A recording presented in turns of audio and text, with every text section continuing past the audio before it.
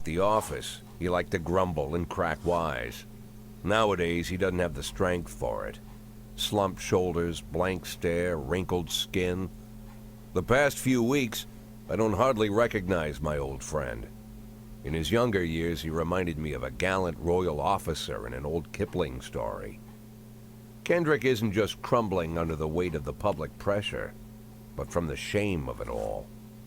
Internal Affairs raided the library he inherited from his grandfather, hoping they'd find buckets of cash stashed in the pages.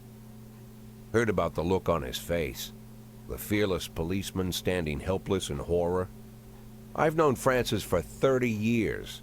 The past 20 years he's played loose with the law. And I know that at a certain point every stolen dollar brings more misery than anything else. Probably sounds crazy, but I sympathize with the guy. What can I do? Your friends are your friends, and these are the waters we swim in. Called all of the people on that list today. Now they know you're in business, so you could get a call from any of them. You don't need to worry about any of them. I've cleared them all. And what kind of business are we talking here? It's nothing too serious, just like you asked. Should be just a few small favors. Payments will vary depending on the situation and who you're dealing with. How much are you looking to earn? $500,000. $500,000? Why not a whole million? Because everybody wants to take $1 million. Figured I'd try something different. $500,000 in 180 days?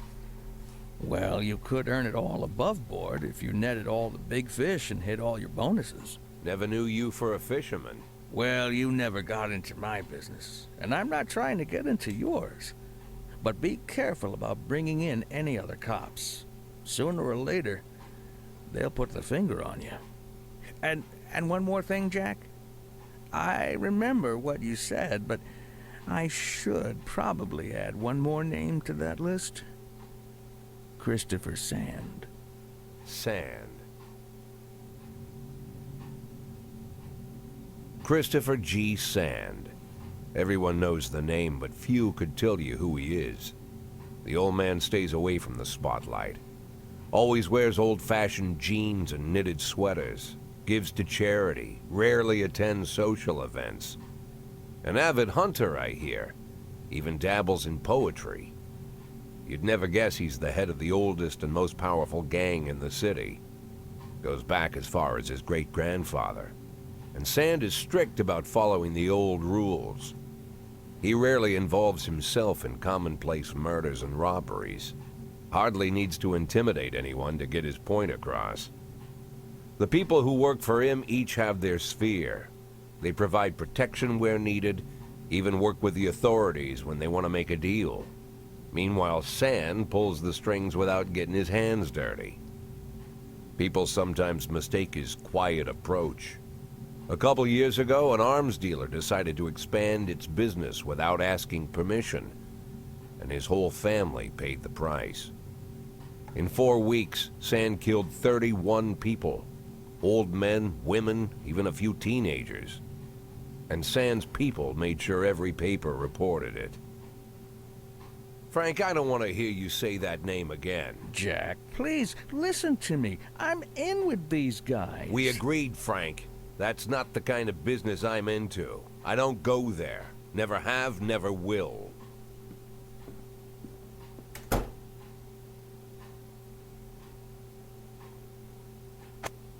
Ok. Deci, salutări, prieteni, eu sunt Razor Carrot și bine v-am găsit la al doilea episod din This is the Police. Ok, înainte să începem, vreau să vă zic că s-ar putea unele statistici să fie diferite, gen legate de ofițeri și chestii, ăștia angajați, pentru că data trecută când am făcut episodul am ieșit imediat după ce am terminat și n-am salvat. Am uitat să salvez și am făcut ziua din nou și am făcut deciziile corecte de data de a doua oară. Bun, și hai să începem. Ok, Francis Kendrick announces retirement date. Construction of camera museum postponed again. Legendary singer Gennaro Crespo comes to Freeburg. Ok. Go to work.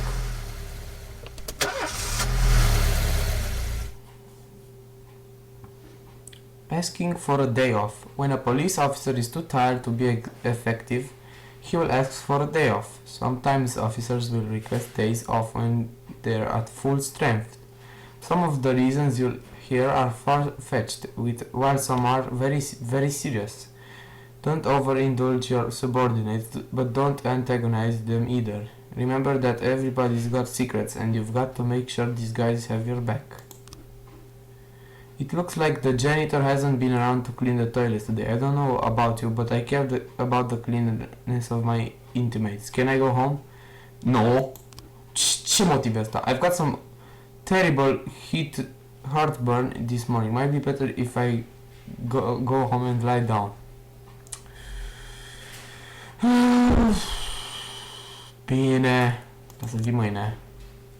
In addition to their performance ratings, police officers also possess rank. Employees begin at the lowest rank and can be elevated in rank with 1, 2, or 3 stripes.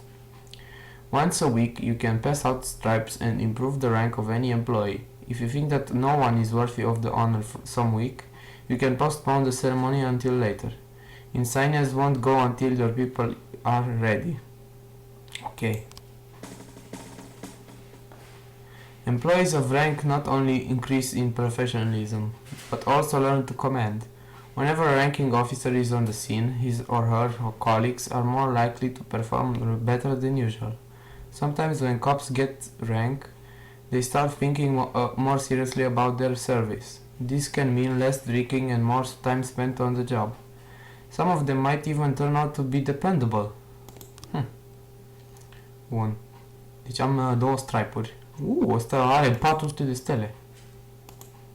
Ok. Și... cum le pun? Mă rog, fac în altă zi. Ok, hai să începem. Freeburg isn't one of the cities where you listen to what they say, or nothing at all. You can always select any song from your collection and play it anytime, just like in real life. Well, the life of your grandfather. Proceed. Ok. Care să punem? Asta ce-i? Asta... hai să punem asta. Billabong. Ok, hai să punem. Nu. Hai să punem pe asta. Cum te... ok. Bun. Îmi place muzica din jocul ăsta. Chiar faină.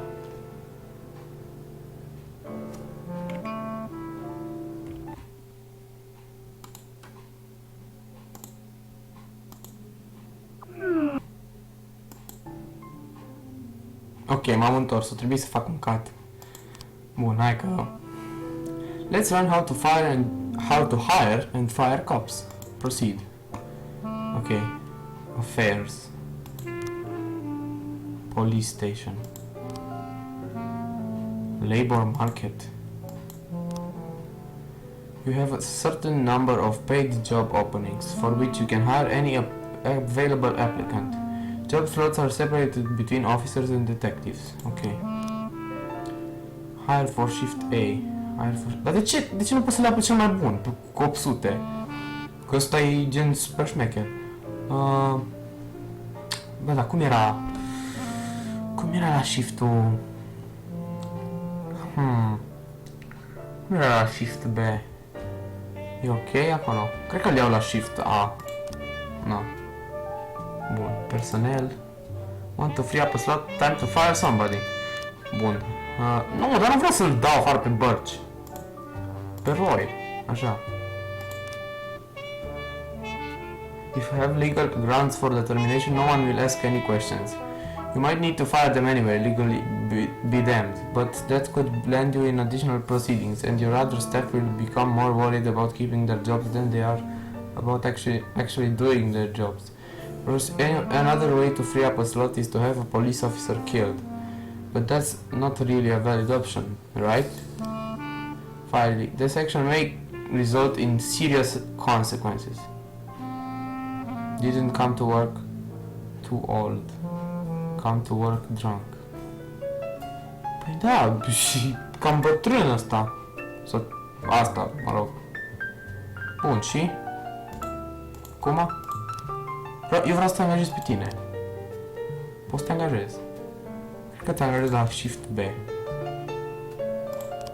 Bun. Shift B. Cum dau? Îi scroll. Și aici cred că îl dau afară pe ăsta. Fire. Bun. Fire legally. Și cum te pun? Ok, cred că dăm... O mers?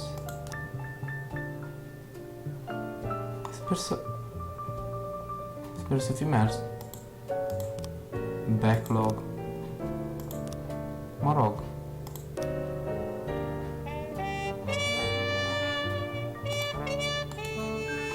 Nu pot să-i înlocuiesc sau ceva de genul. Mă rog. Am zis de prea multe ori. Ok. We received a frightened call from the local cathedral this morning to the abbot discovered that someone entered the old cemetery during the night. The old yard's tombstones are painted with satanic symbols and some have been broken into pieces. It seems there are even marks from a shovel, but the abbot would say no more. Hai să punem pe Grant și pe Samadhi, ok, ai pe ăștia doi. Pare treabă, na. O, stai. Police station. De aici se... Bă, dar eu nu știu cum se angajez pe ăștia. Sper să apară a doua zi. Eu și pot să angajez și pe ăsta. Mă rog, nu, prea multe angajări, lasă. Ok, stai. Bun. Businessman Harley Jones, looking out his window, saw two teenagers scratching offensive slogans on his new car. Ok, o să-l trimitem pe ăsta și pe ăsta. Deocamdată îl ținem pe ăsta cel mai bun. Bun, sper să nu rămânem fără polițiști, că atunci trebuie să folosim SWAT-ul. Ok, hai să vedem. Offender escaped, officers unharmed. Asta e. Bun. N-avem ce face, trebuie să-i punem pe ăștia. Ok. Sper să fi fost unul bun. Nu, tot au scăpat. Na. Close. Probabil o să fie un fail și de data asta. Bă, dar eu tot nu înțeleg ce cu chestia asta.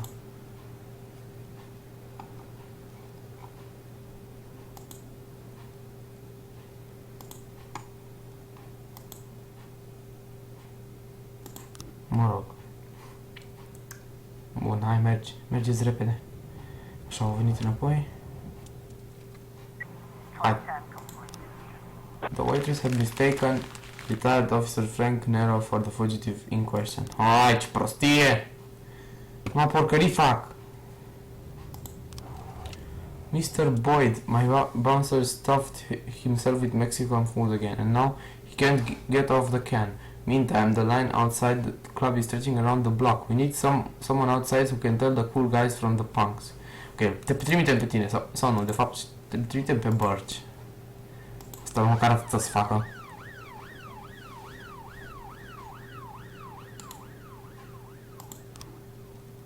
Eu tot nu pricep ce cu asta, sincer. De ce mai apar așa doi? Ce să mă mai uit să văd care-i șpilul? Poți să te angajezi pe tine? Iarăși, mă rog, lasă că să văd. Bun.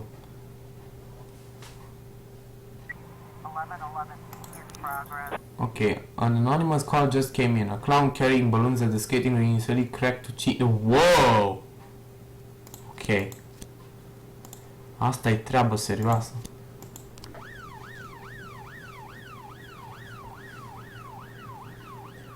Hai, cum a fost de aici? Sorry chief, but I quit. One night I pulled more cash than I earn in a month working at this dump. Mr. Sorkin said he wouldn't mind taking me on. I guess I just wasn't cut out to be a cop. Serios. Thanks for your help, Mr. Boyd. Ah. Oh! Treabă serioasă aici. Trimitem pe ăștia, cei mai buni. Trebuie. Asta chiar e treabă serioasă. Bun.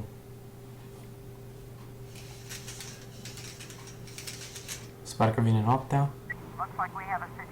As police, as police arrive, a clown is seen making balloons animals for the king. Take the clown onto the ice and draw now.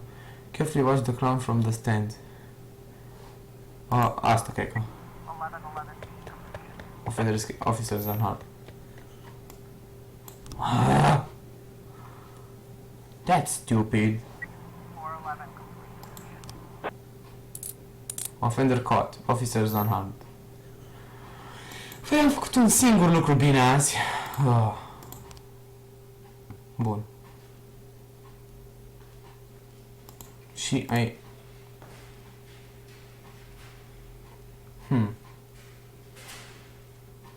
Cred că... Aici sunt cam mulți. Ar trebui să mai mut un detectiv aici. Pun pe Armstrong. Ia, nu poți să te pun aici. Nu. Nu știu, trebuie să te mut eu. Undeva. Bun.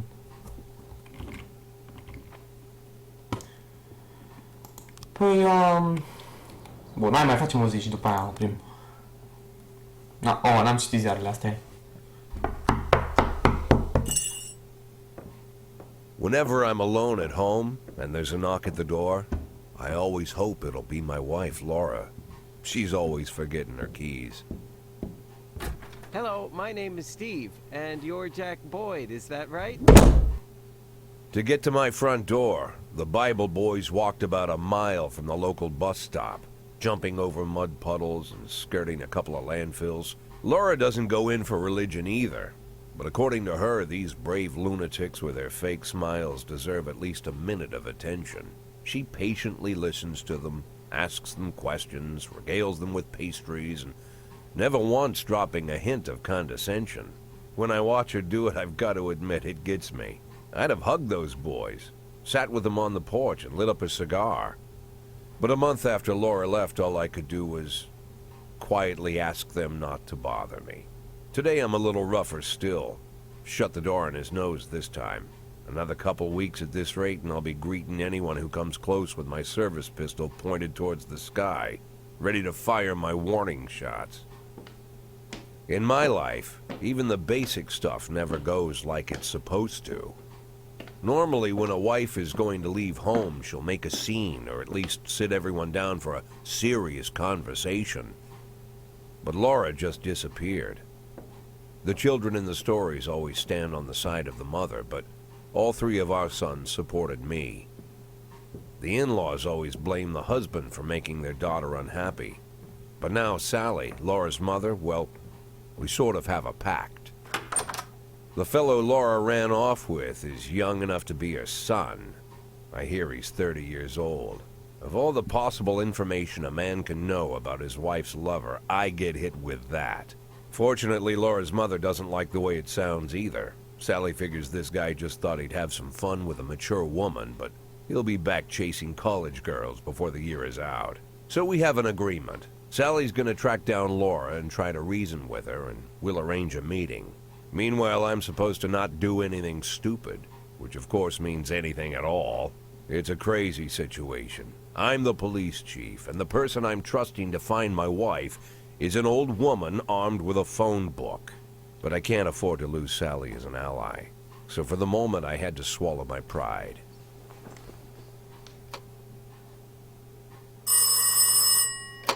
Hello. Mrs. Markham, this is Boyd. Oh, is there any news? That's what I wanted to ask you. Have you found anything? An address, phone number? Have you spoken to her? Don't worry, Jack. I've narrowed the range to 2 suspects, or whatever you like to say at your police building. At my police building, we find people faster than a funny old woman chirping on the phone with my wife's girlfriends. Oh, you're an old man, Jack. Come to your senses. They'd give us straight odds on the street. But I've got more energy, Jack. Maybe you think I'm a foolish old woman, but I go to my book club, argue with the girls about Byron, and it gives me energy. I talk to my dogs, and it gives me energy. And you have nothing, Jack. You don't even have a hobby. You got no passion. It's why Laura left you. Let's not go back into that, Sally. Find my wife, and we can discuss my hobbies later. I'm waiting for your call, and my patience is running thin. Laura, if you've stopped loving me, I'll let you go. I can't expect the impossible from you. Just don't let me die out here, okay?